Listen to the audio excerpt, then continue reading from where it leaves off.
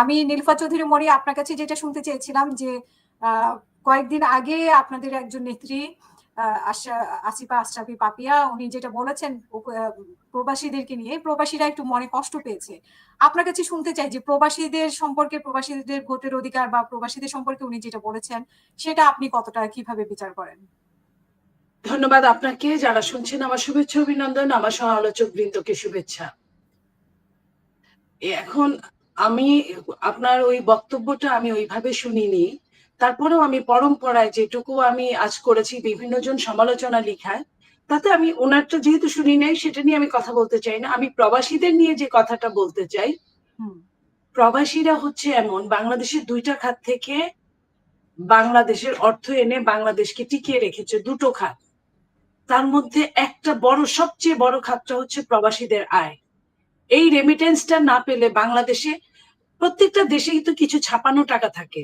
ছাপানো টাকা তখনই টাকায় অর্থে পরিণত হয় যখন অন্য দেশের সাথে আপনার মুদ্রা বিনিময়ে যে মুদ্রাটা যতটুকু আসে, আমার কাছে এইটা হিসাব। তো সেই জায়গায় প্রবাসীরা প্রায় 1 কোটির ঊর্ধ্বে প্রবাসীরা আমাদের বিদেশে থাকে এবং তারা তাদের আত্মীয় স্বজন দেশের জন্য জান প্রাণ দিয়ে তারা অর্থ উপার্জন করে পাঠায়। এইখানে প্রবাসীদের মধ্যে আবার রকম ফের আছে। শিক্ষিত ধনী প্রবাসীদের চেয়ে আমাদের যারা অড জব করা প্রবাসী তারা সবচেয়ে বেশি অর্থ পাঠায়। যা ইনকাম করে সম্পূর্ণ অর্থ শুধু দুবেলা দুমুঠো খাওয়া বাদ দিয়ে সম্পূর্ণ অর্থটা দেশে পাঠায় তার আত্মীয় পরিজন এবং দেশের জন্য।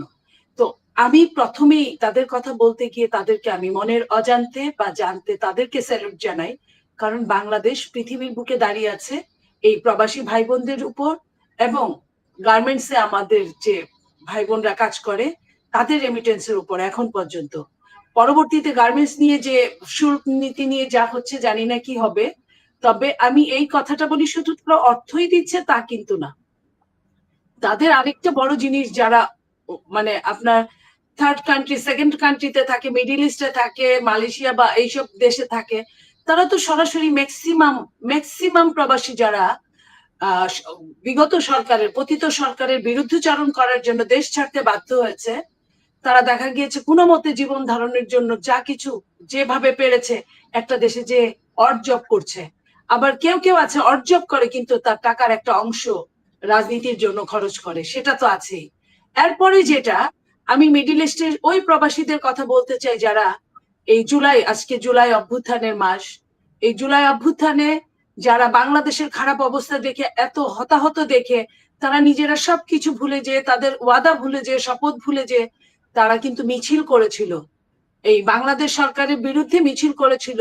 কিন্তু মিডিল ইস্টের সরকাররা এটাকে এক ধরনের রাষ্ট্রদ্রোহী ভেবে এবং তাদের শর্ত ভঙ্গ করার কারণে তাদেরকে কিন্তু জেলে ঢুকিয়েছিল। এবং এই দেশে যদি পতিত সরকারের যদি পালিয়ে যেতে বাধ্য না হতো তাহলে তাদেরকে কিন্তু এতদিন আমরা ফাঁসিতে দেখতাম, যারা কিনা পরবর্তীতে তারা ক্ষমা প্রার্থনা করে বাংলাদেশ সরকারের ছত্রছায়ায় ক্ষমা পেয়ে তারা দেশে চলে এসেছে এবং এখন পর্যন্ত তারা আর যেতে পারে নাই। তাদের নিয়ে অনেক রকম ডিল হচ্ছে এইসব নিয়ে।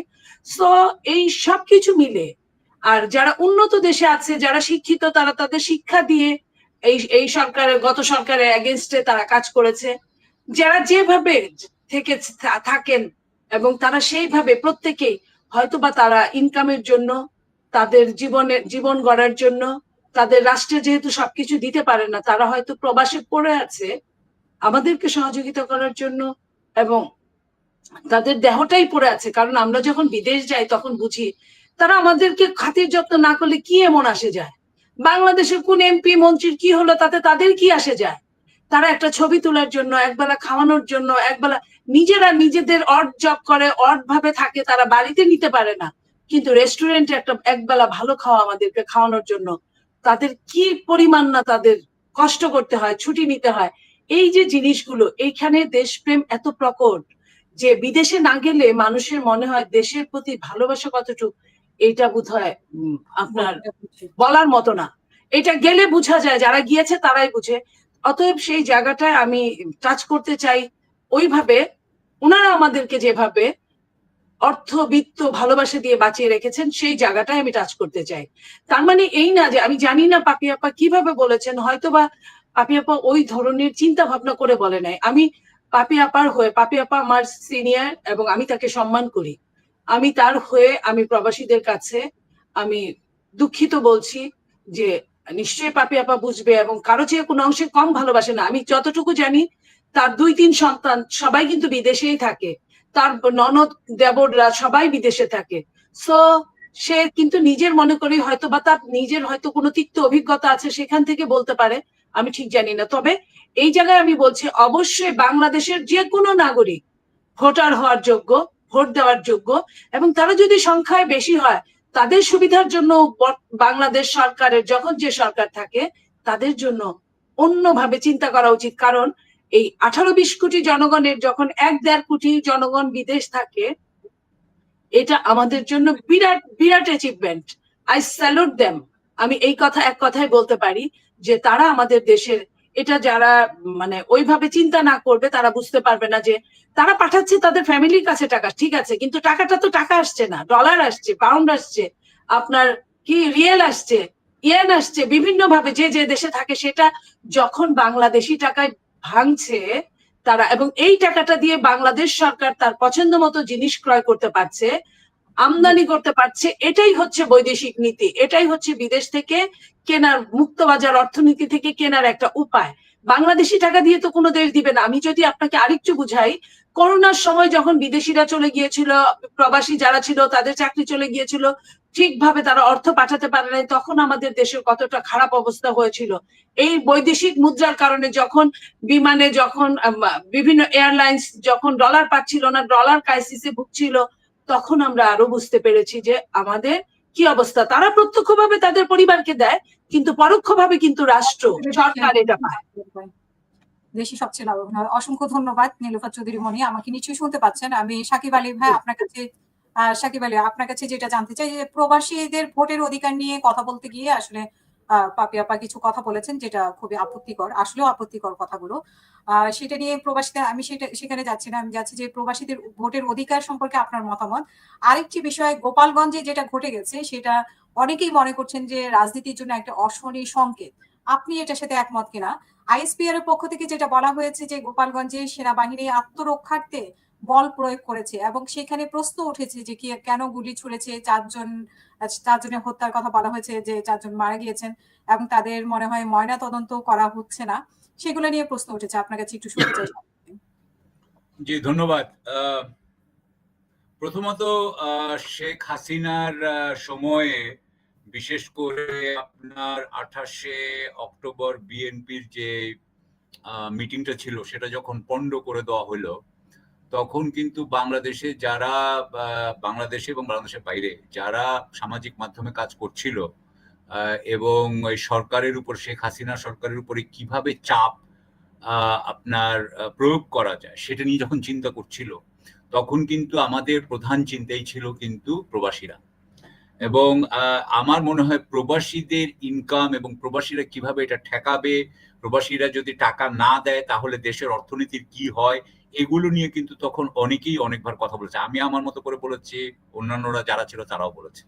এবং এটার যেটা ফল হয়েছে সেটা হচ্ছে যে এইটা কিন্তু প্রবাসীরা বুঝতে পারে, এবং তারা আগে থেকেই হয়তো বুঝতো, আমি বলছি না যে আমাদের কথাতেই সে বুঝছে, সে নিজেই জানে যে আসলে তাদের যে শক্তিটা ছিল, যে তারা যদি টাকা না পাঠায় তাহলে শেখ হাসিনার কিন্তু বিদেশে আপনার এই দেশ চালানোই সমস্যা। হ্যাঁ, এবং তার যদি ডলার না থাকে তাহলে দেশই চালাতে পারবে। একটা পর্যায়ে আপনার মনে আছে যে রেমিটেন্স শাটডাউন করা হয়েছিল? হ্যাঁ, রেমিটেন্স শাটডাউন করা হয়েছিল, এবং রেমিটেন্স শাটডাউন অনেক আগে থেকেই করা হয়েছিল। রেমিটেন্স শাটডাউন কিন্তু সেই আমার মনে হয় 2024 থেকেই রেমিটেন্স শাটডাউন হয়ে যায়, এবং যখন আপনার হয়, যখন জুলাই মাসে, তো এটা একদম একটা, তখন আর আমাদের কিছু বলতে হয় না, নিজেরাই তারা করেছে। দ্বিতীয় কথা হচ্ছে গিয়ে যে তখন কিন্তু আমাদের কিছুই করার ছিল না, শেখ হাসিনার বিরুদ্ধে কিন্তু কিছুই করা যেত না বাংলাদেশে। আপনি তো জানেন যে জুলাই আগস্টের আগে তো তার বিরুদ্ধে কোনো যুদ্ধই হয়নি। সুতরাং যে যুদ্ধটা তখন হচ্ছিল, তখন কিন্তু এটা হচ্ছিলই আপনার প্রবাসীদের কারণে। সুতরাং এই যে শেখ হাসিনা যাওয়ার পিছনে প্রবাসীদের ভূমিকা আমি মনে করি মানে অত্যন্ত অত্যন্ত গুরুত্বপূর্ণ ছিল। এখন কথা আসে যে প্রবাসী, আমাদের প্রবাসীরা কারা আসলে? প্রবাসীদেরকে প্রথমবার আমরা ফেল করেছি, এটা কিন্তু আমাদের ফেলিওর। তারাই কিন্তু প্রবাসীরা বিদেশে গেছে কেন? প্রথমবার তাদেরকে ফেল করানো হয় যখন আমরা তাদেরকে কিন্তু অতি নিম্নমানের শিক্ষা দেই, অথবা শিক্ষাই দেওয়া হয় না, উচ্চমানের কোনো শিক্ষাই তারা পায় না। সুতরাং তারা কিন্তু মোটামুটি ভাবে স্বল্প শিক্ষিত, অর্ধ শিক্ষিত হয়ে উঠে, যার ফলে তাদের পক্ষে কিন্তু একটা ভালো চাকরি পাওয়া কঠিন হয়ে যায়। দ্বিতীয় আমরা যেটা করি সেটা হচ্ছে যে আমাদের দেশে তো আপনি জানেন যে আমাদের সরকারি যে অবস্থা, তার ফলে যে দুর্নীতি হয়, তার ফলে কিন্তু আমাদের দুটো জিনিসে কিন্তু আমাদের উপরে এটার ইফেক্টটা, এটার প্রভাবটা কিন্তু মানে সরাসরি দুইটা জিনিসের উপর পড়ে। একটা হচ্ছে কি যে বাংলাদেশে কর্মসংস্থান কিন্তু তৈরি হয় না। বাংলাদেশে কিন্তু প্রতি বছর বোধহয় 25 লাখের মতো, 22 থেকে 25 লাখ ছেলে মেয়ে ঢুকে আপনার মার্কেটে কর্মজীবনে, কিন্তু সেখানে আমার মনে হয় 2 লক্ষ বা 2.5 লক্ষ 3 লক্ষ থেকে চাকরি আমরা কর্মসংস্থান আমরা তৈরি করতে পারি না। তাহলে কর্মসংস্থানে আমরা একবার যখন পারি না তখন তারা বেকার থাকে, এটা হলো এক। এবং দ্বিতীয় যেই জিনিসটা হয়, আপনি জানেন যে বাংলাদেশে আরেকটা সমস্যা হয় যে বাংলাদেশের সরকারের আপনার যেহেতু সার্ভিস কম, সেবা আমরা পাই না, সেজন্য বাংলাদেশে কিন্তু তাদের সরকারের কিন্তু আয়ও খুব কম হয়, কর আয় কিন্তু অপেক্ষাকৃত কম আমাদের দেশে। সুতরাং এই এফেক্টটা যেটা হয় যে অপেক্ষাকৃত যেহেতু কম, তার ফলে বাংলাদেশের মানুষকেও কিন্তু সরকার তেমন ভাবে সাহায্য করতে পারে না, তাকে কোনো ধরনের ভাতা দেওয়া সম্ভব হয় না, কোনো কিছুই দেওয়া তেমন সম্ভব হয় না। এগুলো খালি মানে কিছু কিছু হয় যেটা হচ্ছে প্রতীকী। তাহলে এই অবস্থায় আমাদের এই প্রবাসী ভাই বোনেরা, বিশেষ করে ভাইয়েরা এবং বোনেরাও আজকাল তারা কি করছে, এই দেশ থেকে চলে যাচ্ছে এবং অন্যান্য জায়গায় যে রীতিমতো মানবেতর কাজ কারবার করেন তারা। আসলে বাংলাদেশের যে আপা যেটা বললেন যে বাংলাদেশের মেইন যে ইনকামটা, ডলারের যে ইনকাম, সেটা কিন্তু হয় হচ্ছে কি এই প্রবাসীদের মাধ্যমে, এবং সেটা আপনার প্রায় 30 বিলিয়ন থেকে 40 বিলিয়ন ডলারের মতো। সুতরাং আমি বলবো যে প্রবাসীরা যদি আমাদের এখানে টাকা না পাঠায়, তাহলে কিন্তু আমাদের কারেন্ট অ্যাকাউন্ট, যেটা চলতি অ্যাকাউন্ট, যেটার মধ্যে বোঝা যায় ডলার আসা যাওয়া, এইটুকু ডলার আসা যাওয়ার মধ্যে আমাদের যদি প্রবাসী না থাকতো, তাহলে আজকে একটা ডলারের দাম 500 টাকার উপরে হইতো, বা আমি বলবো 800 টাকা হয়ে যেত। কারণ আমাদের কিন্তু এমনিতে গার্মেন্টস থেকে কিন্তু খুবই কম আমাদের আপনার লাভ আসে। হ্যাঁ, কারণ যে টাকাটা আসে কিন্তু আবার টাকাটা চলেও যায়, কারণ আমাদের জিনিসপত্র কিনতে হয়, কাপড় চোপড় বোতাম টোতাম সব কিনে, এখন অবশ্য একটু কমেছে কিন্তু তারপরে আমাদেরকে কিনতে হয়। সুতরাং আমি যেটুকু বুঝি সেটা হচ্ছে যে প্রবাসীরা আমাদের অর্থনীতির সবচেয়ে বড় একটা আপনার চালিকা শক্তি। দ্বিতীয় কথা হচ্ছে যে আমাদের সবচেয়ে বড় যোদ্ধা, তাদের উপরেই আসলে এই আমাদের দেশে যারা অভিজাত তথাকথিত, তারা কিন্তু এই যে ফুটানিটা করে কিন্তু এই প্রবাসীদের আয়ের উপরেই। হ্যাঁ, আমরাই কিন্তু সেটা থেকে যে সেটার থেকেই কিন্তু, যেমন ধরেন বাংলাদেশে এই যে আপনার যারা রড বিক্রি করে, সিমেন্ট বিক্রি করে, তাদের মেইন বায়ার কারা? মেইন বায়ার হচ্ছে এই প্রবাসীরা। তারা যে বাড়িটা বানায়, এই বাড়িগুলো এই কোটি কোটি 1.5 কোটি মানুষ আমাদের বাইরে আছে সব মিলে। তো 1.5 কোটি মানুষ যদি বাড়ি বানাইতে পারে, আপনি চিন্তা করতে পারেন 1.5 কোটি বাড়ি, সেটা হচ্ছে বিশাল বাজার। সুতরাং সেই হিসাবে আমি বলবো যে আমাদের প্রবাসীরা খালি যে সবচেয়ে বড় চালিকা শক্তি তাই নয়, আমি মনে করি যে বাংলাদেশের নতুন মধ্যবিত্ত হতে পারে কিন্তু এই প্রবাসীরা। আমি সবসময় বলি যে বাংলাদেশে যেটা সমস্যা, আমরা কিন্তু বিদেশিদের টাকা কিন্তু এখানে ইনভেস্ট হোক, বিনিয়োগ হোক, আমরা চিন্তা করি। হ্যাঁ, আমরা কিন্তু কিছুদিন আগে চায়নাতে গেলাম, এখন আবার আমরা আমেরিকায় যাই, নানান জায়গায় আমরা চেষ্টা করি। কিন্তু আমাদের সবচেয়ে বড় যেটা উচিত ছিল সেটা হচ্ছে কি যে প্রবাসীদের যে টাকাটা সেটা যাতে বিনিয়োগ হয়, সেটি কিন্তু আমাদের, সেই জন্য কিন্তু আমাদের টুলস এবং বানানো উচিত ছিল। যেমন ধরেন সেটা মিউচুয়াল ফান্ড হইতে পারে, সেটা হেজ ফান্ড হইতে পারে, নানান ধরনের ফান্ড হইতে পারে, এবং আরো অন্যান্য আপনার সুযোগ সুবিধা দেওয়া যেতে পারতো। এই যে এতগুলো আমরা আপনার করছি, কি বলে আপনার শিল্প এলাকা করছি, সেই কোন শিল্প এলাকায় কিন্তু ওয়েজ আর্নারদের জন্য আমি যতদূর জানি যে একেবারে ওদের জন্য 100% রিজার্ভ করা এমন কোনো জায়গা নাই। সেই হিসাবে আমি বলবো যে আমরা প্রবাসীদের প্রতি বিরাট এই প্রবাসীদের যাদের উপর আমরা চলি, তারাই কিন্তু বাংলাদেশে ভোট দিতে পারে না, এবং তারা কিন্তু সরকার নির্বাচনে নাই। আমার কাছে মনে হয় যে এটা হচ্ছে গিয়ে যে তারা, যারা আমাদের সবচেয়ে বড় চালিকা শক্তি, তাদেরকে এই ক্ষমতায়িতটা আমাদের করতেই হবে। সেই জন্য আমরা কিন্তু তখনই শেখ হাসিনার সময় থেকেই বলতাম যে এরপরে যখন মানে শেখ হাসিনা যাওয়ার পরে, তখন কিন্তু আমরা চাইবো যে প্রবাসীরা যাতে তাদের ভোটাধিকার পায়। এবং এখনো পর্যন্ত এটা একটা পোস্টাল ব্যালটের মতো ব্যবস্থা করা আছে, কিন্তু এখনো আমরা জানি না এটা কতটুকু আপনার কার্যকরী হবে।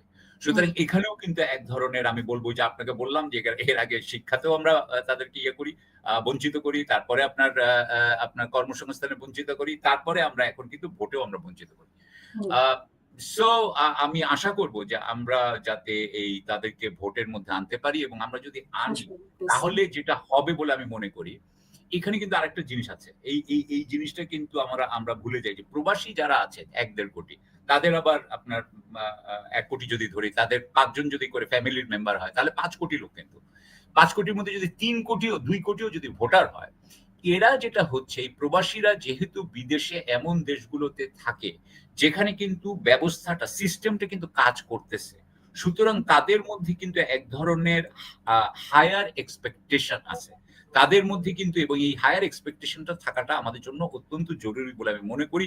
আমি মনে করি যে প্রবাসীদেরকে ভোট দেওয়া হলে তারা বাংলাদেশে একটা অন্য ধরনের ভালো আমি মনে করি একটা ভূমিকা রাখতে পারবে।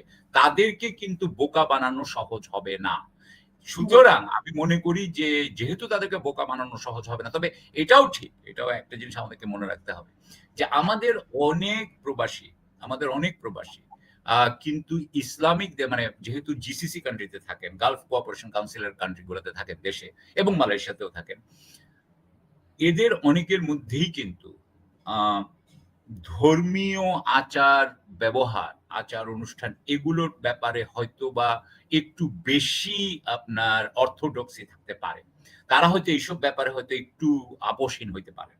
যদি সেটা হন তাহলে কিন্তু বাংলাদেশেও কিন্তু তার একটা ধাক্কা পড়বে, এবং সেটা কিন্তু আমাদের দেশেও ধর্মীয় উগ্রতাকে কি আপনার ইয়ে করবে কিনা, আপনার জাগিয়ে তুলবে কিনা। আপনি তো জানেন কয়েকদিন আগে মালয়েশিয়াতে কি হয়েছে, ৩৬ জন ধরা পড়েছে এবং তাদেরকে বলা হচ্ছে যে তারা আইএস। সুতরাং আমি এখনো বলতে পারছি না, কারণ আমরা কখনো এই প্রবাসীদের ভোটিং দেখি নাই। সুতরাং যদি তারা ১-১.৫ কোটি যদি ভোট দেয় এবং সেটা যদি আমাদের কাউন্ট হয়, এবং তাহলে আমরা বুঝতে পারবো যে এটার প্রোজ এন্ড কনস, অর্থাৎ পজিটিভ এবং নেগেটিভ আছে। আচ্ছা, আর কিছু বলার আছে? গোপালগঞ্জ নিয়ে কিছু বলবো নাকি আপনি পরে বলবেন? আরেকটা বিষয়, গোপালগঞ্জ নিয়ে যদি আপনারা বলেন।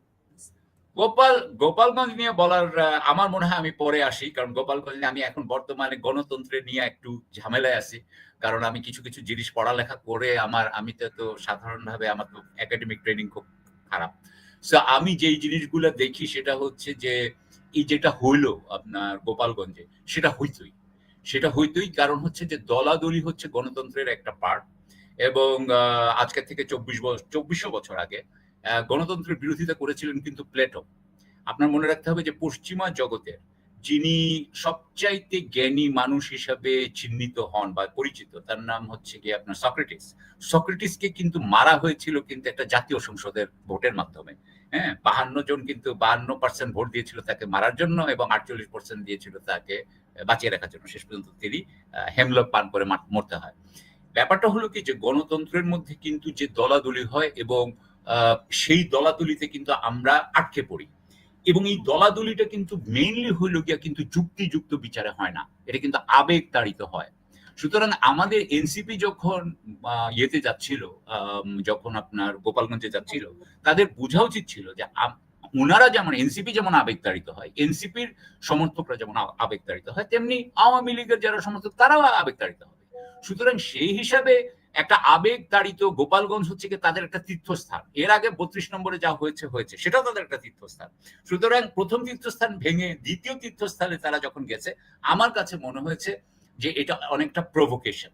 হ্যাঁ, এই প্রভোকেশনটা, আমি যেহেতু ডাইরেক্টলি রাজনীতির পার্সন না, যারা রাজনীতি করেন তারা হয়তো বলবেন যে এই প্রভোকেশন আমরা করব, হয়তো অনেকে বলবেন যে না আমি কেন ওখানে যেতে পারবো না, আমি যেতে পারবো, আমি এই ধরনের যুক্তি শুনেছি। কিন্তু আমি যেহেতু না, আমার কাছে মনে হয়েছে যে ৬৪টা জেলা আছে বাংলাদেশে, তার মধ্যে ৬৩ জেলাটাতে আগে যেতে পারতো। এবং আমার মনে হয় যে এই যে ৪ জনের মৃত্যু হইলো, ৫ জনের অ্যাকচুয়ালি, আমি শুনলাম আজকে আরেকজন মারা গেছে, রিক্সাওয়ালা। আমরা তো কারোর জীবনকেই ছোট করে দেখতে চাই না, এবং আমরা শেখ হাসিনা নির্বিচারে নির্দ্বিধায় মানুষকে গুলি করে মেরে ফেলতে পারতো। আমরা তো সেই বাংলাদেশ চাই না। সুতরাং আমি হোপফুলি যে এটার পুনরাবৃত্তি আর হবে না। অসংখ্য ধন্যবাদ। আমি ডক্টর স্নিগ্ধা জনাব, আমাকে শুনতে পাচ্ছেন? শুনতে পাচ্ছি। আপনার কাছে যেটা শুনতে চাই, এখন আপনাকে শোনা যাচ্ছে না হাসিনা? না, কি মানে ঠিক আছে, এবার ঠিক আছে। থাকতে পারে কি পারে না, আবেগের জায়গাটা থেকে তারা যেটা করেছে সেটা করতে পারে কিনা, সেই প্রশ্নটা একটা থেকে যায়। এবং সেনাবাহিনীর পক্ষ থেকে যেটা বলা হয়েছে যে একটা বল প্রয়োগ করা হয়েছে, বল প্রয়োগ করতে তারা বাধ্য হয়েছে, যার জন্য 5 জন নিহত হয়েছেন এবং আরো অনেকে আহত হয়েছে। আপনি কি মনে করেন? আপনাকে অনেক ধন্যবাদ হাসিনা আপা, মনি আপা এবং সাকিব আলী, আমার সহ আলোচকদের অনেক শুভেচ্ছা। আসলে যে ঘটনাটা ঘটেছে, গোপালগঞ্জে যে ঘটনাটা ঘটেছে সেইটি থেকে যদি আপনি আমাকে প্রশ্ন করতে বলেন, আসলে এই পুরো প্রক্রিয়াটার মধ্যে একটা ধূম্রজাল আছে এবং এটা খুব ধূম্রজালটা যেটা সাকিব আলী ভাই খুব চমৎকারভাবে বলছিলেনও বটে, যে বাংলাদেশের মতো একটা জাতি রাষ্ট্রে গণতন্ত্র কতখানি গ্রহণযোগ্য সেটা একাডেমিক্যালি আমাদের চিন্তা করে দেখতে গেলে কিন্তু আসলে প্রবলেমেটিক অনেক কিছু চলে আসে। কিন্তু এই পুরো প্রক্রিয়াটার মধ্যে একটা কথা আমি না বললেই না, সেটা হচ্ছে কি, বাংলাদেশের মানুষ অনেক বেশি আন্দোলন সংগ্রাম করে জয়যুক্ত হয়, ইতিহাস তাই বলে। হ্যাঁ, তো বাংলাদেশে যখনই একটা জন্মলগ্ন থেকে বাংলাদেশ বিভিন্ন ধরনের আন্দোলন সংগ্রাম এবং মানুষ হত্যা, এখানে মানুষ হত্যার ব্যাপারটা এতটাই একটা কমন কালচারে পরিণত হয়েছে যে এটা কিন্তু আমাদের যে শাসক তৈরি হয় সেই শাসকের মানসিকতাটাকেও কিন্তু একভাবে প্রভাবিত করে। খেয়াল করে দেখবেন আপনি যে কখনো মুক্তিযুদ্ধের সময়কালীন সময় বলেন, তার পরবর্তী সময় বলেন, তারপরে আপনার স্বৈরাচারী, আমি এরশাদ বিরোধী আন্দোলনের কথা বলছি, সেই সময়ের কথা বলেন বা 24 বলেন, দেখবেন যে বারংবার এখানে মানুষজন কিন্তু মারা যাচ্ছে এবং নির্দ্বিধায় মারা যাচ্ছে। একাডেমিক্যালি আমরা একটা শব্দ বলি, অ্যাসাইলের একটা কনসেপ্ট আছে, এটার নাম হচ্ছে নেক্রোপলিটিক্স, বুঝছেন? তো নেক্রোপলিটিক্স এরকম যে এখানে কিছু মানুষ তৈরি হয় এরকম যাদের জীবনের কোনো অর্থবোধকতা থাকে না, মানে তাদের যে একটা জীবনের অস্তিত্ব আছে, সেই জীবনটা থাকা বা না থাকার থেকে ইম্পর্টেন্ট হচ্ছে যে জীবনটা যে কোনো সময় যে শোষক থাকে বা যে ক্ষমতাবান থাকে তারা সেই সময়টাকে, সেই পাবলিকের পিপুলের লাইফটাকে ব্যবহার করে ফেলে, নানাজন নানাভাবে ব্যবহার করে। মানে এখানে ব্যাপারটা এরকম মনে করেন যে আমি কতগুলো আপনাকে উদাহরণ দিই। ধরেন এটা তো সত্য যে আমাদের দেশের যে শিক্ষা প্রতিষ্ঠানগুলো আছে, মাদ্রাসা, সেই মাদ্রাসা, এটা কিন্তু আমি শিক্ষা প্রতিষ্ঠান বলেছি, কিন্তু আসলে কি শিক্ষা প্রতিষ্ঠান হিসেবে যেই জিনিসগুলো মাদ্রাসা শিক্ষার্থীদের পাওয়ার কথা সেটা কি আসলে কি তারা কখনো পান কি? আপনি যদি একটু জরিপ চালায় দেখেন যে ঢাকা শহরে আপনি যদি আসেন 2008-এর পরে, দেখবেন কি এখানে ব্যাঙের ছাতার মতো বাসার উপরে বাসার নিচে একটা করে মাদ্রাসা হচ্ছে। এটা কোনো শিক্ষা প্রতিষ্ঠানের পরিবেশ হতে পারে না। বাসার উপরে বাসার নিচে, ডানের গলিতে বামের গলিতে, এইভাবে কখনো কোনো শিক্ষা প্রতিষ্ঠান হতে পারে না। কিন্তু আমরা এই বিষয় নিয়ে কোনো কথা বলিনি, আমাদের গভর্নমেন্ট কোনো বিষয়ে কথা বলেনি। বিগত যে গভর্নমেন্ট ছিল সে মনে করেছে আমি যেহেতু একটা অবৈধ উপায়ে থাকবো, আমি এখন এদের সাথে নেগোশিয়েট করি। আবার যারা এই রাজনীতি করে তারা মনে করে কিছু হলেই আমি তো আমার এই মাদ্রাসার বিশাল বাহিনীকে রাস্তার মধ্যে বসিয়ে দিতে পারি, তাদের দিয়ে কাজ করাতে পারি। প্রচুর মানুষ মারা গেছে বারংবার মাদ্রাসার শিক্ষার্থীদের উপরে এহেন অত্যাচার নাই যা হয় নাই, তারা মারা যায়, কিচ্ছু যায় আসে না কারো। এটা একদম চরম সত্য কথা, কারো কিচ্ছু যায় আসে না, মানুষ মারা যায়। আপনি গোপালগঞ্জের এই কথা বলছেন যে ওখানে, ধরেন আমি 5 মিনিটের জন্য ভাবলাম যে ওখানে বাইরে থেকে, ইন্ডিয়া থেকে বসে তাদেরকে ফোন করে বলা হয়েছে যে আপনার এখানে সন্ত্রাসী হামলা করতে হবে, মানুষ মারা গেছে। এই যে মানুষগুলো মারা গেছে, 4 জন হোক 5 জন হোক, মানুষ তো মারা গেছে, কার কি গেছে আসছে, কারো কিচ্ছু যায় আসে নাই, কারো কিচ্ছু যায় আসে নাই। খোদ যেই দলের নেতৃবৃন্দ থাকে তাদেরও কিছু যায় আসে না। এই যে একটা প্রক্রিয়া, এই প্রক্রিয়াটা একটা অসুস্থ প্রক্রিয়া, যেখানে মানুষের জীবনের কোনো দাম থাকে না, যেখানে মানুষ ক্ষমতা থেকে নামানোর জন্য মানুষকে মারে, যেখানে মানুষ ক্ষমতায় যাওয়ার জন্য মানুষকে মারে। আমাকে বলেন যে এই যে গড়ে কিভাবে, মানে ভাঙা, এই যারা আজকে এই 2024-এর যারা ফ্রন্টলাইনার, হ্যাঁ, এই ফ্রন্টলাইনারদের মধ্যে শুধু তারাই ফ্রন্টলাইনার তা কিন্তু না। আমার পরিচিত বহু মানুষ আছে যারা এই ফ্রন্টলাইনারের সাথে হিসেবে সমভাবে যোগ্য, কিন্তু তাদের কেউ নামও জানে না, কিছু জানে না। আজকে 18 তারিখে 2024 সালের প্রত্যেকটা পাবলিক বিশ্ববিদ্যালয় নিয়ন্ত্রণে নিয়ে নেওয়া হয়েছে। প্রত্যেকটা পাবলিক বিশ্ববিদ্যালয়ের আপনার হলগুলাকে বন্ধ করে দেওয়া হয়েছে। আমি নিজে একটি পাবলিক বিশ্ববিদ্যালয়ের শিক্ষক, আমি তো জানি। তখন প্রাইভেট বিশ্ববিদ্যালয় অযাচিত ভাবে তখন যদি রাস্তায় না নেমে আসতো, তাহলে এই 24-এর আন্দোলনের মোড়ে ডিফারেন্ট ঘুরিয়ে দিয়েছে প্রাইভেট বিশ্ববিদ্যালয়। কিন্তু ঘটনাটা কি ঘটলো দেখেন, যখন আপনি দেখবেন এই এনসিপির যত প্রধান নেতা আছে, একটা প্রাইভেট বিশ্ববিদ্যালয়ের নেতার নাম বলেন, একজন প্রাইভেট বিশ্ববিদ্যালয়ের শিক্ষার্থীর নাম বলেন, একজন মাদ্রাসার শিক্ষার্থীর নাম বলেন। নাই কেন? কেন নাই? কি জন্য নাই? আচ্ছা, তার মানে হচ্ছে আপনি কিন্তু সমানভাবে কোনো কিছু বন্টন করেন নাই।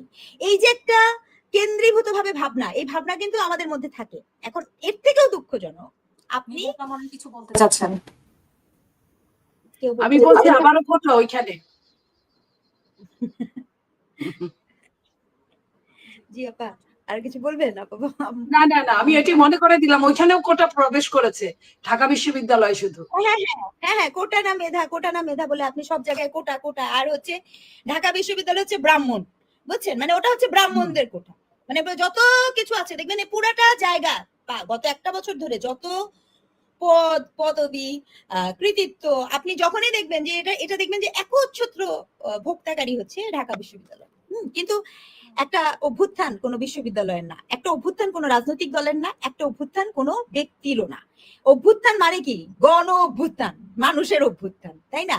কিন্তু সেখানে আপনি এখানে দেখবেন যে সেই জায়গাটাতে না করে দেওয়া আছে।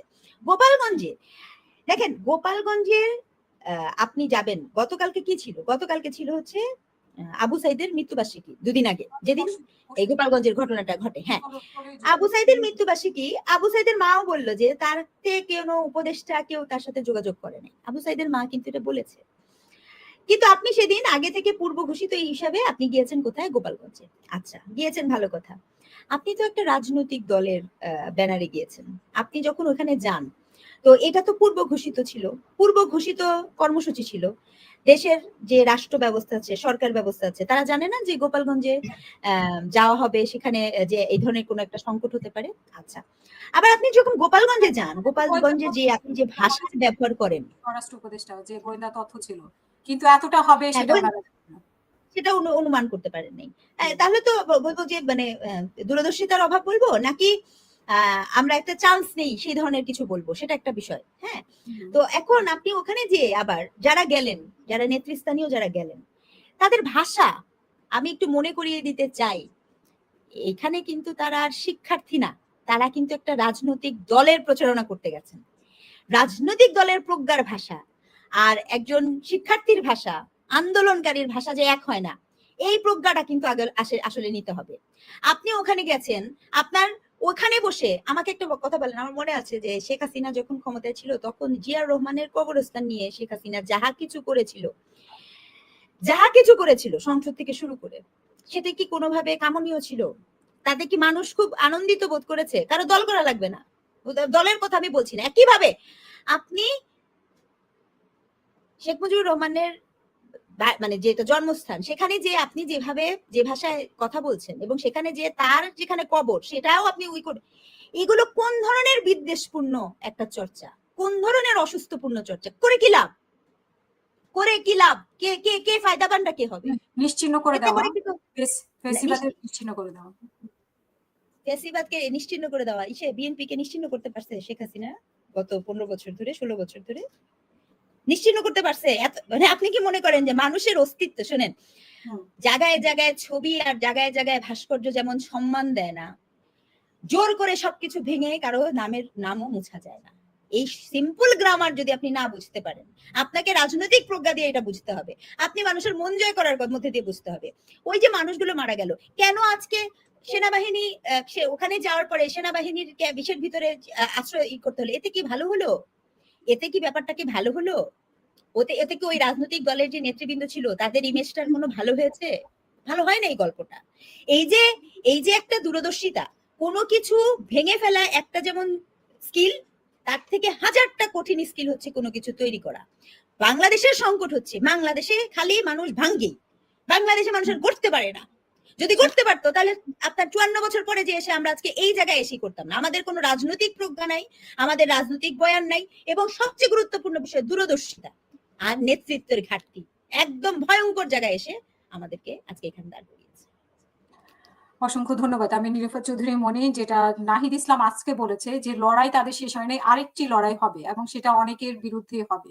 আপনার কি মনে হয় কিসের ইঙ্গিত দিচ্ছে? এবং ওরা যে 16 জুলাইয়ের পর থেকে কিন্তু ওরা এখনো সেই কথাই বলছে, মুজিববাদকে মুর্দাবাদ করবে, মানে মুজিবনগরের চিহ্ন মুছে দিবে এবং গোপালগঞ্জে তারা আবারও যাবে, সেরকম একটা বলছি। কিন্তু লড়াইটা অনেকের সাথে হবে, সেই লড়াইটা আসলে কি লড়াই হতে পারে বলে আপনি মনে করেন? কিসের ইঙ্গিত দিচ্ছে তারা? দেখেন, তারা যে লড়াইয়ের কথা বলছে, তারা যেভাবে লড়াইয়ের কথা বলছে, পৃথিবীর ইতিহাসে কোথাও নাই যে একটা চলমান অভ্যুত্থান থাকে, চলমান বিপ্লব থাকে। বিপ্লব বা অভ্যুত্থান হয় 20 বছর পরে, 10 বছর পরে, 25 বছর পরে, 50 বছর পরে। এই এরপরে একবার থেমে গেলে আবার যে ওইভাবে যে তারা করতে পারবে, এবং তারা যদি তাও তারা বিবেক নিয়ে কথা বলতে পারতো যদি নিজেরা স্বচ্ছ হতো।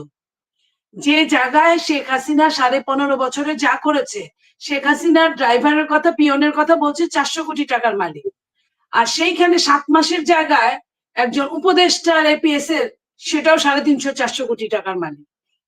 এই যে জায়গাটা দেখেন কত কম সময়টায়।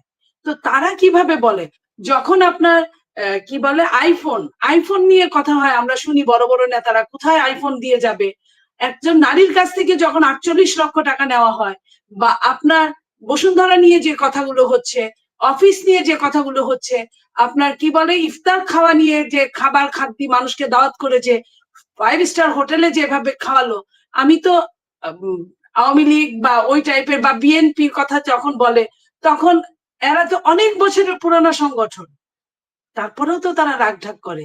এদের মধ্যে তো কোনো আগ্রহই নাই। এদের বডি ল্যাঙ্গুয়েজ দেখলে অবাক হয়ে যায় যে কোনো রাজনৈতিক নেতারা, তাদের বডি ল্যাঙ্গুয়েজ এমন কেন হবে? রাজনৈতিক নেতৃবৃন্দের বডি ল্যাঙ্গুয়েজ দিনকে দিন খারাপ হচ্ছিল বলেই কিন্তু বাংলাদেশে এত খারাপ কিছু হয়েছে। আর ওগুলো যদি আমি খারাপ বলি, এটা তো বলার আমার ভাষাই নাই। এই যে বডি ল্যাঙ্গুয়েজ, এই যে স্লোগান, আমি এত বছর ছাত্র রাজনীতি থেকে আমি রাজনীতি করি, এত বছর পলিটিক্স করেছি, আমি স্লোগানকে একটা শিল্প মনে করি, স্লোগানকে আমি খুব পছন্দ করি, কিন্তু এত জঘন্যতর স্লোগান আমি বলতে পারবো না যে এই স্লোগান এরা কোথা থেকে শিখলো। এই প্রজন্মের সন্তান, তাদের মুখ এত খারাপ হবে কেন? এরা শিক্ষিত, লেখাপড়া জানা ছেলে মেয়ে, এরা গ্রামের দেশে রিক্সাওয়ালা, আপনার রাস্তার লোক, তারা ফেল করে গেছে এদের মুখ খারাপের কাছে, এদের স্লোগানের নিম্নগামিতার কাছে ওরা পর্যন্ত হেরে গেছে।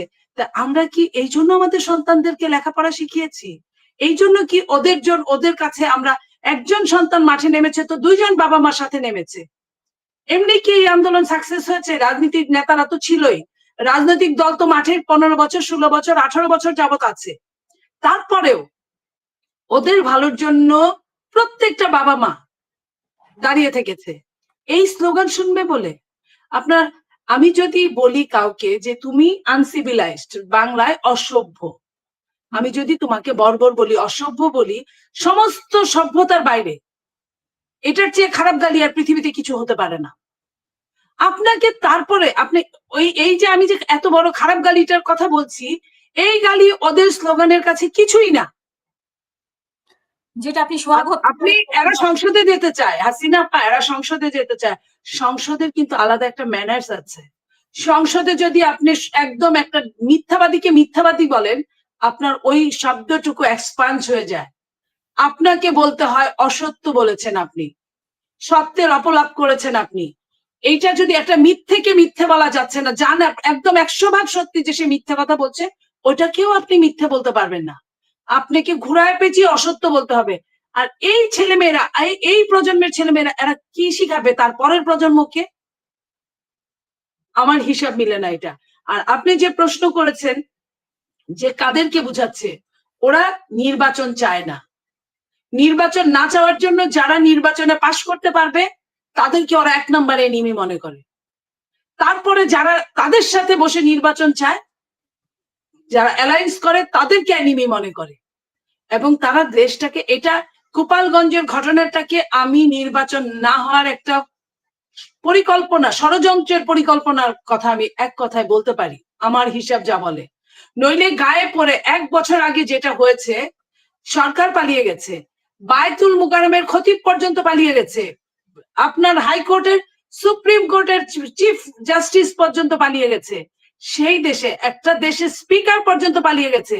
সেই দেশে আপনার 1 বছর পরে শরৎচন্দ্র বলেছিল তার শ্রীকান্ত লেখায় যে মরার আবার জাত কি, যে মারা গেছে, যে চলে গেছে, তার বিচার হতে পারে কাঠগড়ায় দাঁড় করিয়ে, এবং অবশ্যই আত্মপক্ষ সমর্থনের সুযোগ দিতে হবে তাকে। সে চোর, ছেচোর, গুন্ডা, বদমাশ, খুনি যাই হোক না কেন, তাকে আত্মপক্ষ সমর্থনের সুযোগ এটা আইন করে দিয়েছে, আমি বা আপনি কেউ করে দিই নাই। আইনের মাধ্যমেই রাষ্ট্র পরিচালিত হয়। তো সেইখানে সে গিয়ে বলতে পারে না যে মুর্দাবাদ জিন্দাবাদ, হ্যাঁ অমুকবাদ মুর্দাবাদ, এগুলা কি কোনো সভ্যতার প্রতীক এই শব্দগুলো? তার মানে আপনি মুর্দাবাদ বলার অর্থটা কি? আপনি তার মানে কবরটাকে গুড়িয়ে ফেলতে চান? আপনি তো বলেই গেছেন যে আপনি কবরটা পর্যন্ত গুড়িয়ে ফেলবেন, এবং আপনি শুধু এখানেই ক্ষান্ত না, এবং নেক্সট ডেস্টিনেশন হবে তারপরে বিএনপির কবরস্থান যেতগুলো থাকে বা কিছু। আপনার এই স্পর্ধা কে দিয়েছে? কে দিয়েছে এই স্পর্ধাগুলো?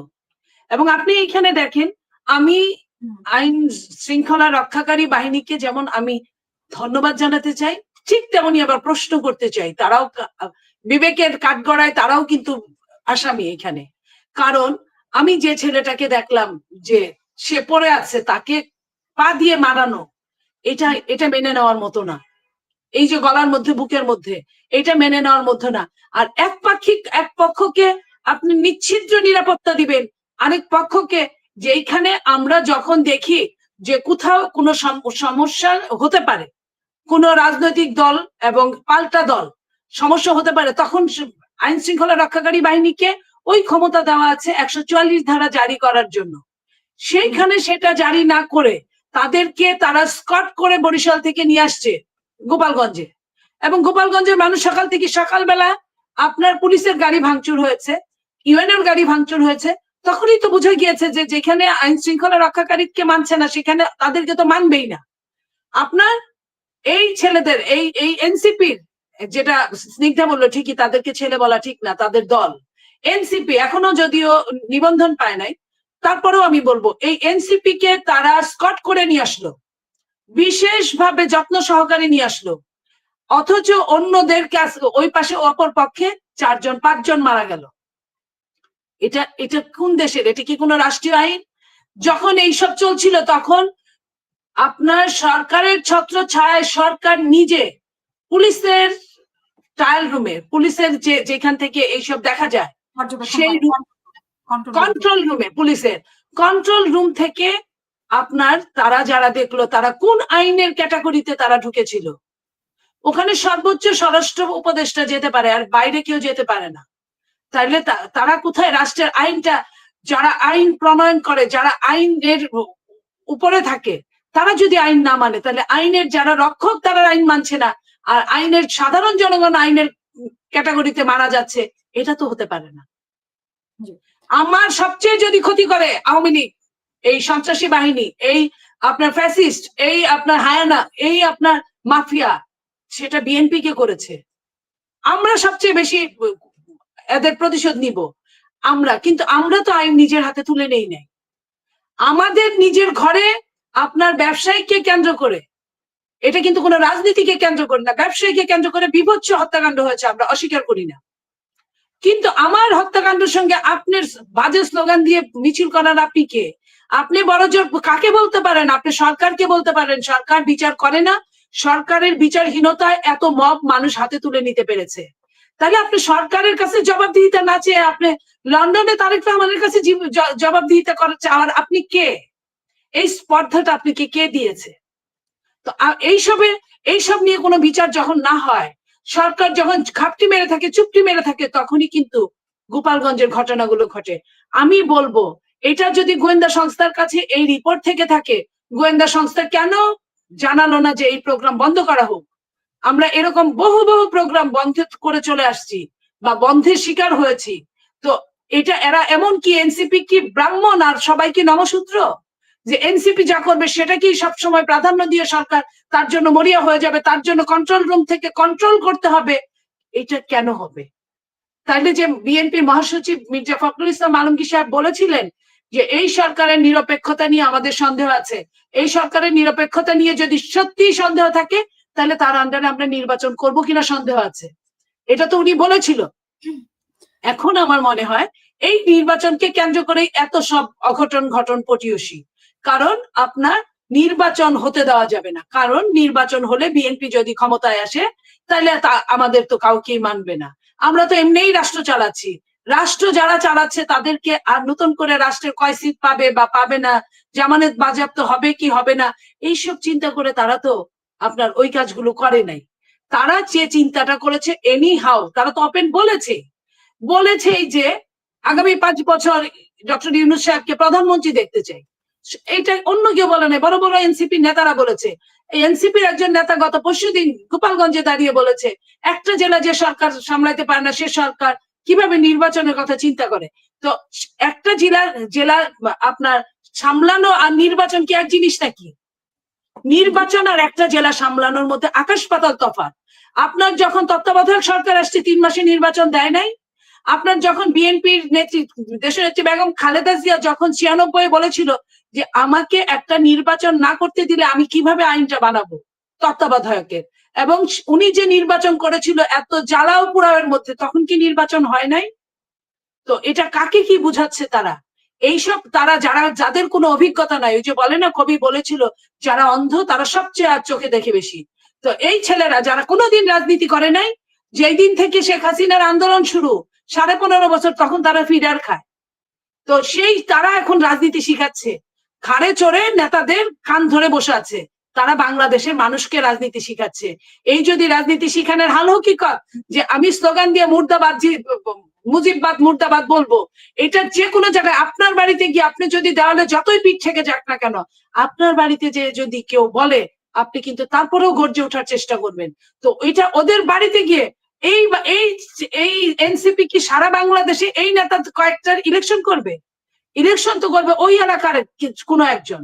তাইলে ওই এলাকায় তারা গিয়ে এই ধরনের পায়ে পা দিয়ে যুদ্ধ করার, ঝগড়া করার, বাজে কথা বলার, অশালীন কথা বলার কি দরকার ছিল আপনি বলেন? এবং তাদের মিছিলের যে বডি ল্যাঙ্গুয়েজ, এই বডি ল্যাঙ্গুয়েজ সহ্য করার মতো না। কেন এটা কেন করবে? যে এমন কিছু করবে যে তারা মহিলা পুরুষ সবাই একসঙ্গে নেমে আসবে, ছোট বাচ্চা থেকে বুড়ো মানুষ পর্যন্ত নেমে আসবে, কেন এই কাজটা করবে? আমিও তো বলি গোপালগঞ্জ তো অবশ্যই বাংলাদেশের বাইরে না, তাহলে গোপালগঞ্জে মামলা হলে মামলার শাস্তির আওতায় নিয়ে আসবে সরকার। সরকার সেটা কেন না করে কেন গোপালগঞ্জে কিছু এই এনসিপি লেলিয়ে দিল? এই লেলিয়ে দেওয়ার কারণটা কি? এবং সরকারের ছত্র ছায়া, এটা তো মেনে নেওয়া যায় না। অসংখ্য ধন্যবাদ আপনাকে নিরূপা চৌধুরী মনি। সাকিব আলী ভাই, গোয়েন্দা তথ্য ছিল কিন্তু সঠিকভাবে ব্যবস্থা নেওয়া হয়নি বা তাদেরকেও বাধা দেওয়া হয়নি। আর আসলে বাধা দিলে তারা শুনতো কিনা সেটাও একটা বিষয়।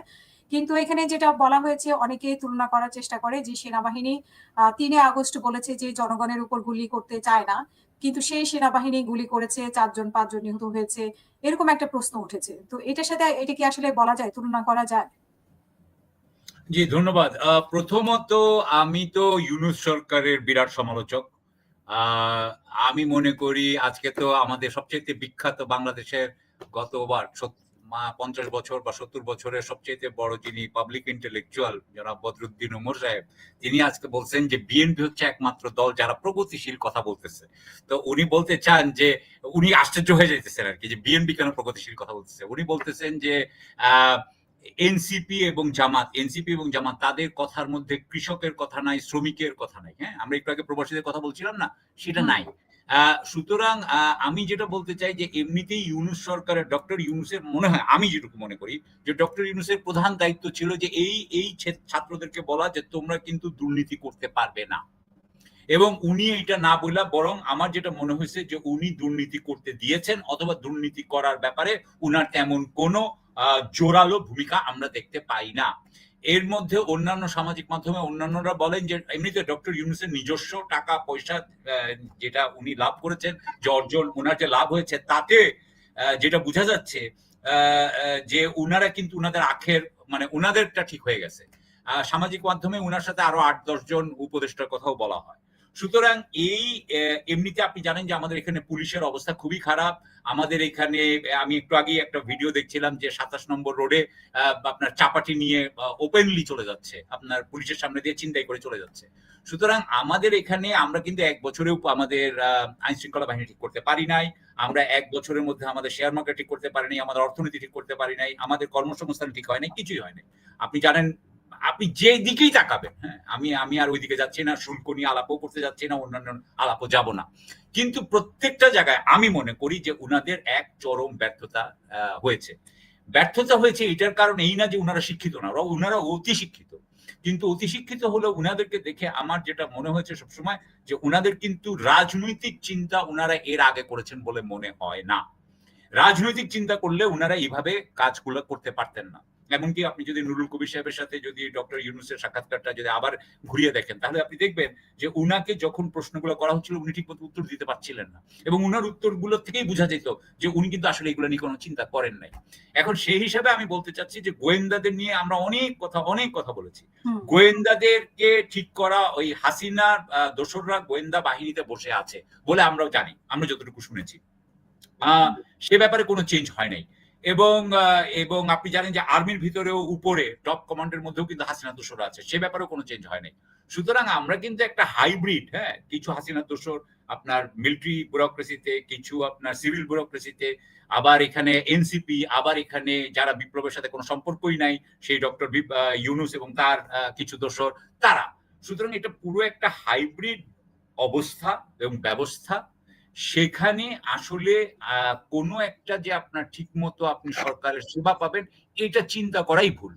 তো না, সেই এখন হিসাবে সংস্কারের কথা বলা হয়েছে, যে সংস্কার নিয়ে এত মাস সময় কাটালো আর কি, ঐক্যমত কমিশনে বৈঠকের পর বৈঠক। আজকে তো সালাউদ্দিন সাহেব বললেন যে জুলাইয়ের মধ্যে জুলাই সনদ না হলে এটা সরকার এবং কমিশনের দায়, এবং উনি এই কথাগুলো বলছেন যে সেখানে গিয়ে বিভিন্ন দলকে ডাকা হয়েছে, যেসব দলকে প্রয়োজন ছিল না, তারপরে নাস্তা টাস্তা খাওয়া হয়েছে, এগুলো দিয়ে সময় পার করা হয়েছে। তাহলে আসলে সরকার জবাবদিহিতার জায়গায় আসবে কিভাবে? মানে সরকার তো জবাবদিহিতা করতে চায় না, এবং সরকার জবাবদিহিতা করতে চায় না। আমি বহু আগে, অনেক আগে, আজকের থেকে প্রায় 7-8 মাস আগে বলেছি যে এটা সময় ক্ষেপণ হচ্ছে, এটা এখানে সংস্কার করার কোনো চিন্তা নাই। সংস্কার এইভাবে হয় না। আপনার রাজনৈতিক সংস্কার তো সোজা জিনিস না। রাজনৈতিক সংস্কারে আপনাকে, যেমন একটা ছোট্ট উদাহরণ দিই, ব্রেক্সিট। এই ব্রেক্সিট নিয়ে কনজারভেটিভ পার্টি এবং লেবার পার্টি কত বছর ধরে ফাইট করেছে, কিন্তু এই একটা জায়গায় তো তারা একমত হইতে পারে নাই, তখন তো গণভোট দিতে হয়েছে। সুতরাং ওনারা যদি সংস্কার করতে চাইতেন ওনাদের গণভোট দেওয়া উচিত ছিল। রাজনৈতিক বিবাদ এভাবে যায় না। রাজনৈতিক বিবাদের আপনার মানে যেটা সেটেলমেন্ট হয় সেটা হয় হচ্ছে গিয়া ইলেকশনে, যে ইলেকশনে আমি আমার সাইড নিয়ে আসলাম, আপনি আপনার সাইড নিয়ে আসেন, যে জিতবে তারটাই হবে। ঠিক এইভাবে, এবং তারপরে জাতীয় সংসদে যে তারপরে হতে পারতো। উনারা সংস্কারের মধ্যে যেরকম 500-600 ইয়ে নিয়ে আসছেন, কি বলে আপনার প্রস্তাব, এটা মনে হয়েছে, আমার কাছে মনে হচ্ছে একেবারে মাছি মারা কেরানির মতো। এইভাবে আসলে আপনার পলিটিক্যাল অ্যাকিউমেন্ট দিয়ে এইভাবে কাজ হয় না। আপনাকে আরো একটা কথা আমি এখানে বলতে চাই যে আমাদের বাংলাদেশে আসলে ফ্যাসিস্ট যে হয় বা যেটাই হয়েছে, এটার মেইন কারণটা কি? আমি কিন্তু একদিকে আমার এটা ওই বহু পুরানো, যখন ছোটবেলায় আমেরিকা গেছিলাম তখন একটা জিনিস শিখছিলাম, সেটা হলো কি, ফলো দ্য মানি। এটা আমেরিকার একটা কথা, follow the money. You have to follow the money. উনারা জানেন না ফলো দ্য মানি? উনারাও জানেন, খুব ভালো করে জানেন, কিন্তু এটা করবেন না। উনারা কি করলেন, কে দুই টার্ম থাকবে, কি উচ্চকক্ষ হবে, পিআর হবে না হবে, এই সমস্ত কথা বলতেছেন। কিন্তু আমাদের জন্য যেটা সবচেয়ে বড় দরকার, বাংলাদেশের মানুষকে আপনি জিজ্ঞাসা করে দেখেন, বাংলাদেশের মানুষ কেয়ার করে না যে তারেক রহমান দুই টার্ম থাকবে না 5 টার্ম থাকবে। That is not the point. The point is, আমি মনে করি যে পয়েন্ট ইজ দুর্নীতি। আমাদের সবচেয়ে বড় সমস্যা হচ্ছে দুর্নীতি। এই দুর্নীতি দূরীকরণের জন্য ওনারা কি করলেন? ওনারা কিছু করেন না। স্বাধীন বিচার বিভাগ, এবং আমি মনে করি যে বাংলাদেশের পুলিশ, মানে এখন ধরেন বিএনপি ক্ষমতায় আসলে আবার কি পুলিশ কি এখন বিএনপির পুলিশ হয়ে যাবে? আমরা তো সেটা চাই না। আমরা চাই যে পুলিশ তাদের নিরপেক্ষতা বজায় রাখবে। সেটা আপনি কিভাবে ঠিক করবেন? সেটা তো আপনি করেন নাই। সুতরাং আমি মনে করি যে সংস্কারের যে দুটো সংস্কার অত্যন্ত দরকার ছিল, অর্থাৎ স্বাধীন বিচার বিভাগ এবং নিরপেক্ষ আমলাতন্ত্র বা আমলাতন্ত্রের নিরপেক্ষতা, সেই দুইটা জায়গাতে ওনারা তো জানি নাই, ওনাদের কথাই বলেন নাই। এবং আমি মনে করি সমস্ত আনইম্পর্টেন্ট বিষয় নিয়ে, আমার এখানে দুইজন আলোচক আছেন, ওনারা বলতে পারবেন ভালো, এবং প্রফেসর আছেন ঢাকা জাহাঙ্গীরনগর ইউনিভার্সিটির। আমার কাছে মনে হয়েছে এটা সময় এবং এটার মধ্যে কোনো ধরনের সমাধান করার কোনো চিন্তা ছিল না। আমার সাথে ডক্টর আলী রিয়াজে দেখা হয়েছিল, আমি তখন ডক্টর আলী রিয়াজকে সামনাসামনি বলেছিলাম যে আপনার এই সংস্কারতে হেল্প মানে সলভ হবে না, এটা তো কোনো কাজ করবে না। তো যাই হোক, উনি এটা নিয়ে শুনতে রাজি না, উনি উনার মতো গিয়েছে। আমার কাছে মনে হয়েছে যে উনারা এবং এখন উনারা বলছেন যে এইটার যদি ব্যর্থ হয় তাহলে ঐক্যমত্য না, আপনার সবাই ব্যর্থ। এগুলো বাকওয়াস কথা। আমি আগেই বলেছি যে বিএনপির থেকে উনারা যে সমস্ত, যেমন ধরেন কথার কথা বলি, এই যে পিআর পদ্ধতি, উচ্চ কক্ষ পিআর পদ্ধতি হবে, আমি বারবার বলেছি কেন বিএনপি এটাতে এগ্রি করবে? পিআর পদ্ধতিতে এগ্রি করা মানে বিএনপি নিজের ক্ষমতা নিজে ধ্বংস করে দেওয়া। ধরেন সে 40% ভোট পাইলো, সে সামনে জাতীয় সংসদে উনি বোধহয় 150-র উপরে পাবে, 160, 70, 80 সিটস পাবে। উনি যখন উচ্চকক্ষে যাবে ওই 40% সিট পাবে। তো উনি ইচ্ছা করে 20% সিট হারাই দিবে? এটা হইতে পারে? এটা কি করে? আমাকে আপনি দেখান না, আপনি আমাকে দেখান আরেকটা জায়গা দেখান, বাংলাদেশে তো খালি সকল গণতন্ত্র না, আরো পৃথিবীতে অনেক দেশের গণতন্ত্র আছে। আপনি দেখান তো কোন দেশের কোন বাহির কোন পার্টি নিজের পায়ে নিজে কুড়াল মারছে? I have lot of problem with কি বলে বিএনপি বা যে কোনো দলের সম্পর্কে আমার গণতন্ত্র কিন্তু আছেই। তার মানে এই না যে আমি গণতন্ত্রের বিপক্ষে লোক। আমি মনে করি গণতন্ত্রই আমাদের, চার্চিলের কথাই তো আছে যে it is the worst but না it is better than everything else. But এটা আমাদের আরো সংস্কার করা উচিত বলে আমি মনে করি, কিন্তু সেই সমস্ত সংস্কার এখানে যায় নাই। আর আপনি যেটা বলতেছেন জুলাই সনদ, আপনি আমাকে একটা জিনিস বলেন, খবর কাগজে আমি কিন্তু এটা খেয়াল করেছি, আমি জানি না অন্য আমার সহ-আলোচকরা কি বলবেন, আমি কিন্তু কোথাও জুলাই সনদে কি থাকবে সেটা কোথাও দেখিনি। জুলাই আজকে হচ্ছে কত, 18 তারিখ। আইন উপদেষ্টা এই কথাই বলেছে, কি হবে আইন উপদেষ্টা জানে না। তাহলে জানে না, তাহলে আপনি 12 দিনের মাথায় কিভাবে বলতে চান যে আপনার এটা হয়ে যাবে? Impossible, it is impossible. এবং এটা আসলে প্রথম থেকে এমন ব্যবস্থা করা হয়েছে যাতে এটা ফেল করে। আমি আপনাকে এখন আমি এটা বলবো যে আমি তো ডক্টর আলী রিয়াজকে অথবা ডক্টর ইউনূসকে আর যাই মনে করি তাদেরকে বোকা মনে করবো না, বোকা তো মনে করবো না। সুতরাং আমি বলবো যে ওনারা, আমি তো বলবো ওনাদেরকে চার্জ করবো, আমি তো এই ধরনের ভাবেই কথা বলি যে আমি তো ওনাদেরকে চার্জ করবো যে আপনারা ইচ্ছা করে করছেন, এটা ইচ্ছা করে করেছেন। সো আই মিন এইখানে জুলাই ইয়ে বলেন, এগুলোর প্রত্যেকটা জায়গায় সরকার ফেল করছে। সো আমি অসংখ্য ধন্যবাদ। আমি ডক্টর স্নিগ্ধা রেজনা আপনার কাছেও শুনতে চাই যে এই যে তারেক রহমানের সাথে লন্ডনে বৈঠক হলো, উনি একটা আশার বাণী শুনিয়েছেন, কিন্তু আমরা কিন্তু ইতিমধ্যে সব দল থেকে, বিএনপি ছাড়া অন্যান্য দল যারা এই যে এনসিপি বলি বা জামাত বলি বা ইসলামিক দলগুলো চরমনাই বলি, তারা কিন্তু অলরেডি বলা শুরু করে দিয়েছে যে এই পরিস্থিতিতে নির্বাচন হতে পারে না। গোপালগঞ্জের সেই ঘটনা থেকে মানে ওই মুহূর্তে ওরা অন্য কোনো কিছু না বলে নির্বাচনের কথাই কিন্তু হাসান মাসুদ সেটা বলেছে। তো আপনার কি মনে হয় যে আসলে নির্বাচন নিয়ে সরকার একটা খেলছে বা জুলাই সনদ নিয়ে, সংস্কার নিয়ে কি ধরনের আসলে মানে কাজ করছে বলে আপনি মনে করেন? না, এখানে একটা কথা বলবো কি, যে আপনি একটা খেয়াল করে দেখবেন যে নির্বাচন না চাওয়ার গ্রুপটা কারা কারা।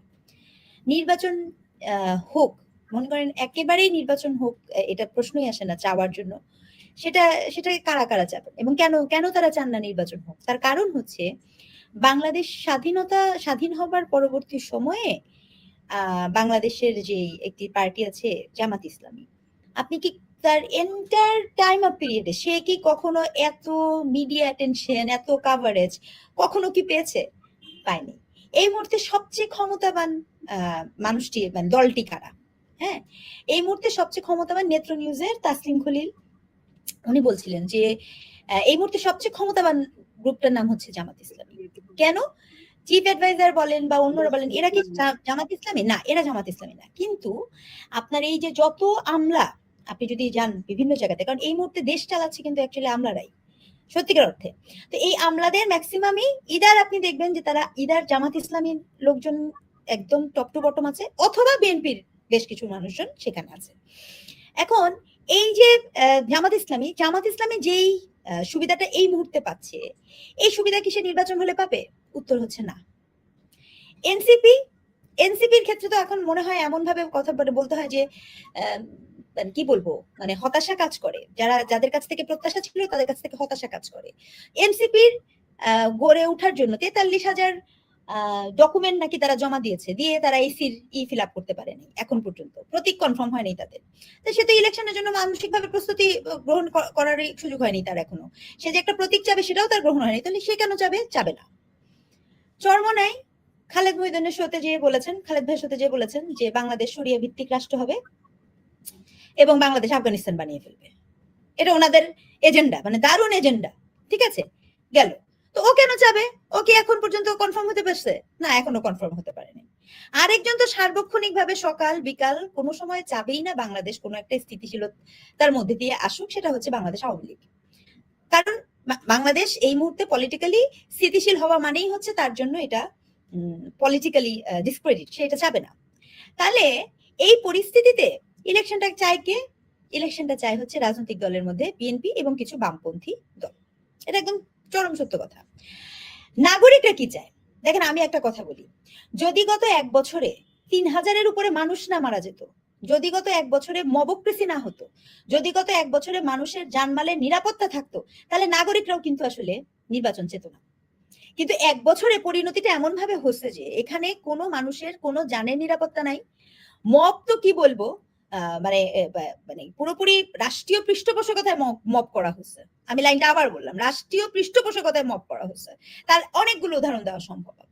আপনি দেখবেন যে কথা নাই বার্তা নাই, কোনো মানুষের বাসায় আক্রমণ হয়ে যাচ্ছে, সেখানে একদম নিরুপায় হয়ে বসে আছে, কোনো ধরনের আইন শৃঙ্খলা বাহিনী সেখানে যে হাজির হয়নি, তার মানে রাষ্ট্র এখানে চুপ না। রাষ্ট্রীয় গোয়েন্দা বাহিনীর কাছে কি ইনফরমেশন থাকে না? যখন তখন বুলডেজার দিয়ে আপনি জিনিসপত্র ভেঙে দিচ্ছেন, বুলডেজার কোত্থেকে আসে? রাষ্ট্র জানে না? অবশ্যই জানে। এই পুরা প্রক্রিয়াতে আপনার কারোরই মনে হয় না যে ইলেকশন দেওয়ার কোনো শখ আছে, কিন্তু তারপরও এখন জনগণের জন্য কি হয়েছে, জনগণ যে কোনো মূল্যে একটা ইলেকশন এখন চায়। কেন চায় জানেন? কারণ জনগণ সাকিব ভাই বলল সংস্কার, জুলাই সনদ, ভাই মানুষের অবস্থা এখন এরকম হয়েছে, আমার আর সিস্টেম ঠিক করার দরকার নাই, আমার যে আনসিস্টেমেটিক সিস্টেম আছে ওইটা আমার ফেরত দেন। কারণ আমি আগে বিপদে পড়লে আমি আগে জানতাম যে আমি কোথায় ফোন করলে আমি একটা পাবো, মানে আমাকে একটা হেল্প করবে। এখন আমি বিপদে পড়লে জানি না আমি কাকে ফোন করবো, আমার বাসায় আক্রমণ হলে আমি কাকে ফোন করবো আমি জানি না, থানায় কার কাছে বলবো আমি জানি না, হাসপাতালে সিট নিব, কথা কি ছিল? কথা ছিল নতুন বন্দোবস্তের, কথা ছিল হাসপাতালের মতো। আপনি বলেন এই যে সংস্কার নিয়ে কথা বলছে, আমাকে বলেন তো যে বাংলাদেশের কোন সংস্কারে কোথায় বলা হয়েছে যে আমার হাসপাতালের মানুষের তো প্রত্যেকটা মানুষ অসুস্থ হয়, আমার শিক্ষা ব্যবস্থার সিন্ডিকেট নিয়ে কোন আলোচনা শুনছেন? শিক্ষা ব্যবস্থা নিয়ে কোন আলোচনা শুনছেন? শিক্ষার কোন সংস্কার আলাপ করছে? না। চিকিৎসার কোন সংস্কার আলাপ করছে? না। খাদ্য ভেজাল, মনে করেন খাবার, কৃষি জমির খাবার খেতে খেতে এমন কেউ নাই যে আমাদের অবস্থায়, সেটা নিয়ে কোনো আলাপ আছে? না। আলাপ কি নিয়ে? হ্যাঁ, আলাপ হচ্ছে পলিটিক্যাল পার্টি নিয়ে, কোন দল থাকবেন কোন দল থাকবেন না। ভাই আপনারা কে থাকবেন কে থাকবেন না তাতে আমাদের মতো সাধারণ জনগণের কি যায় আসে? কি যায় আসে? আমার জীবনের নিরাপত্তা দেওয়ার জন্য তো একটা কমিশন আপনি গ্রহণ করেন নাই, একটা ট্রুথ কমিশনও তো তৈরি করা হয় নাই। তাহলে আপনি যে এই যে সংস্কারের গল্পটা বলছেন, আমার কাছে এই পুরো সংস্কারের প্রজেক্টটাই হচ্ছে একটা পলিটিক্যাল রেটরিক। আর পলিটিক্যাল রেটরিক আপনি সংস্কার করতেন, কোনো সমস্যা ছিল না। আগে আমার জানমাল ঠিক করতেন, আগে আমার দিন আনি দিন খাওয়া ঠিক করতেন। আমার চালের দামের কেজি কত এখন? চালের কেজিটা কত এখন? আমি কি আমার যিনি রিক্সা চালাচ্ছেন, আমার যিনি এই যে এখন যে ছিনতাই এত বেড়েছে, তাই না? ছিনতাই হঠাৎ করে বাড়লো কেন? শুধু আইন শৃঙ্খলা পরিস্থিতির কারণে ছিনতাই বাড়ে না। একজন নির্বিজ্ঞান হিসেবে আমি জানি শুধু আইন শৃঙ্খলা পরিস্থিতির কারণে কিন্তু ছিনতাই বাড়ে না। ছিনতাই কিন্তু বাড়ে আপনার দেশের বেকার সমস্যা বাইরে গেলেও ছিনতাই বাড়ে। মানুষ যে কাজ করতো সেটা করতে পারছে না, সেটার জন্য ছিনতাই বাড়ে। ইচ্ছা করে মানুষ পলিটিক্যালি ঝামেলা পাকানোর জন্য ওখানকার মানুষগুলা কি করে দেওয়া হয়েছে? ছিনতাই বাড়ছে। এত অস্ত্র 5ই আগস্টের পরে থানাগুলাতে হয়েছে, সে অস্ত্র উদ্ধার হয়েছে? বললো থেকে না, কতগুলো অস্ত্র 80% অস্ত্র, বাট সেটা অনেকে বলছে যে সেটা কি ধরনের অস্ত্র সেটা তো আমরা জানি না। ভালো তো, 80% অস্ত্র উদ্ধার করার পরে এই যে বললাম যে দেশীয় চাপাতির কথা, যে আমিও নিউজটা কিছুক্ষণ আগে দেখেছি। আগে ছিনতাইকারী ছিনতাই করে হলো দৌড় মারতো, এখন ছিনতাইকারী জামা কাপড় খুলে নিয়ে যায়। মানে ছিনতাইকারীদের বিনোদনের এখন অভাব নেই, সে জামা কাপড় পর্যন্ত ছিনতাই করে নিয়ে যাচ্ছে। আপনার কি মনে হচ্ছে যে এই পুরো প্রক্রিয়াটা কেন হয়েছে? তার কারণ হচ্ছে এখানে নানা সুবিধাভোগী শ্রেণী এই পুরা প্রকল্পের সাথে যুক্ত হয়েছে। সেখানে আপনার এমন কোন যে সদ্য এনসিপির মতো নেতারাও চাঁদা তুলে, বিএনপির মতো দলও চাঁদা তুলে, শিবিরের লোকজন আপনার ওই যে প্রকাশ্যে নারীকে লাথি মারে, তারপরে হচ্ছে সেখানে ওই হয়। তাহলে আমাদের ভরসাটা কোথায়? কোন দিকে তাকাবে মানুষ? আর মানুষের কথা কে চিন্তা করছে? মানুষের কথা কে চিন্তা করছে? আমি যে প্রশ্নটা দিয়ে শুরু করেছিলাম, আপনি জানেন এই যে প্রবাসীদের নিয়ে যে আলাপটা আপনি শুরু করলেন, আমাকে প্রশ্নটা করেন নাই। একটা কথা বলি, প্রবাসীদের নিয়ে আপনার আলাপটার মূল আলাপ হয়েছে যে প্রবাসীরা কি ভোটার হবে কি ভোটার হবে না। প্রবাসীদের জীবনে আর কোনো সুযোগ সুবিধার দরকার নেই, খালি ভোটার হবে কি ভোটার হবে না সেটাই প্রবাসী জীবনের একমাত্র সংকট নাকি? কোন প্রবাসীরা যে এই কথাটা বলেছে? আমি তো বিদেশে ছিলাম, আমি যেখানে যে দেশে ছিলাম সেখানে তো বাংলাদেশের কোনো নাই, এম্বাসিও নাই। আমি নিউজিল্যান্ড থেকে পিএইচডি করেছি। কখনো করতে গেলে আমাদের ক্যানবেরা থেকেই করতে হতো। তো কোনোদিন কোনো প্রবাসীর কথা কি এখানে শোনা হয়েছে? প্রবাসীর জীবনে কোনোদিন আপনি বাইরে যান, যে দেখেন কত প্রবাসী কত বিপদে পড়ে, সে কি বাংলাদেশ এম্বাসি থেকে একটা সুযোগ সুবিধা কিছু পায়? এগুলো নিয়ে কোনো আলাপ শুনছেন? না, এগুলো নিয়ে আলাপ নাই। আলাপ কি?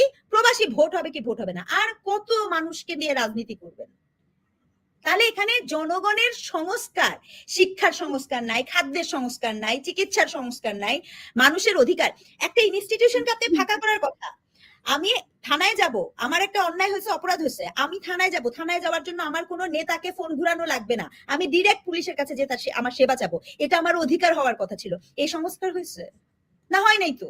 তাহলে এই যে সংস্কার, এই সংস্কার যদি শুধু পলিটিক্যাল সংস্কার হয়, তাহলে শুধু শুধু নির্বাচনকে কালক্ষেপণ না করে নতুন নির্বাচিত যে গভর্নমেন্ট আসবে তাকে বরঞ্চ এই শর্ত আরো করে থাকবে, আপনারা পলিটিক্যাল সংস্কারটা কন্টিনিউ করবেন, তাহলে আমাদের হবে।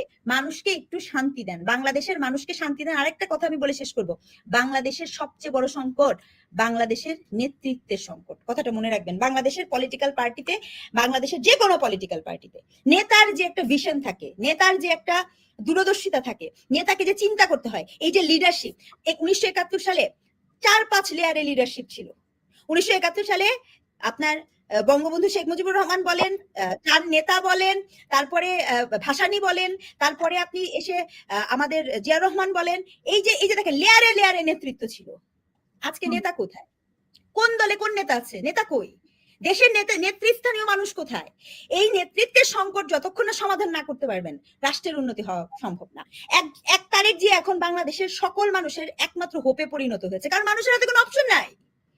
হি is the one and only person যার দিকে মানুষ তাকায় আছে। কিন্তু এটা কোনো হতে পারে না। একটা রাষ্ট্র গঠন করলে আপনাকে মাল্টি লেয়ার্স অফ লিডার্স তৈরি করতে হবে। That's very important. ধন্যবাদ স্নিগ্ধা। আমি শেষ করব, নীলুফার চৌধুরী মনে 30 সেকেন্ডে শেষ করবেন প্লিজ আপনার শেষ বক্তব্য। আসলে আমরা চাই যাই হোক এই রাষ্ট্রটা আমাদের অনেক অনেক গুজমিল, অনেক সমস্যা, অনেক নেগেটিভিটি, এই সব মিলিয়ে আমরা আর দেখতে পাচ্ছি না, আর দেখতে চাই না। আমরা চাই যে এমন একটা নেতৃত্ব আসুক যে নেতৃত্ব এই দেশের মঙ্গলের জন্য কাজ করবে। সে নির্বাচিত নেতৃত্ব এই দেশের মঙ্গল চাইবে, এই দেশের জন্য, এই দেশের যে সেক্টর গুলো ভঙ্গুর হয়ে আছে বহু বছর যাবত, বহু কাল যাবত ভঙ্গুর থেকে ভঙ্গুরতর হয়েছে, সেগুলোকে আসলে রিপেয়ার করতে হবে, কোনোটা চেঞ্জ করতে হবে। সেই চেঞ্জ করার সময় অনেক রকম আবেগ কাজ করবে, কিন্তু আবেগকে প্রাধান্য দিলে হবে না।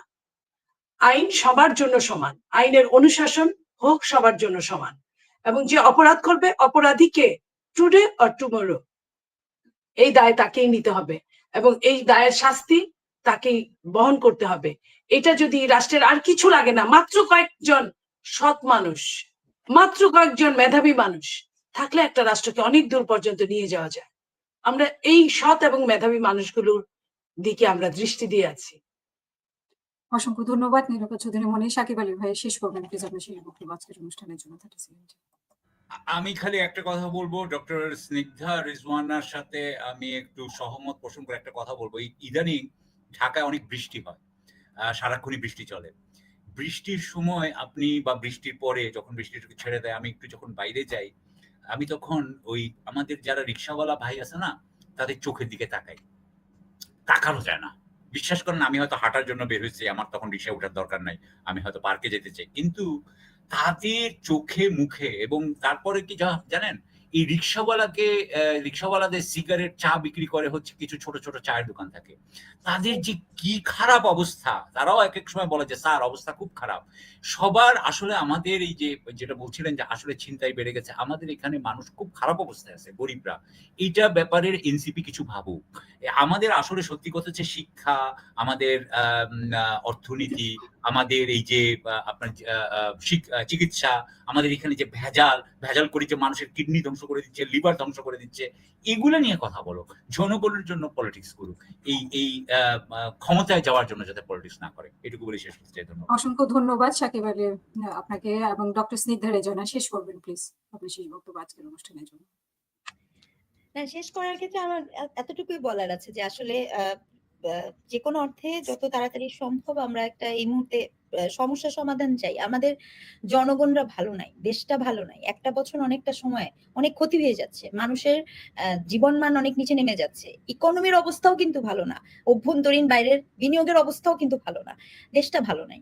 আর দেশটা যখন ভালো থাকে তখন আসলে আপনি দিন শেষে আপনি তো এই দেশেরই নাগরিক, তাই না?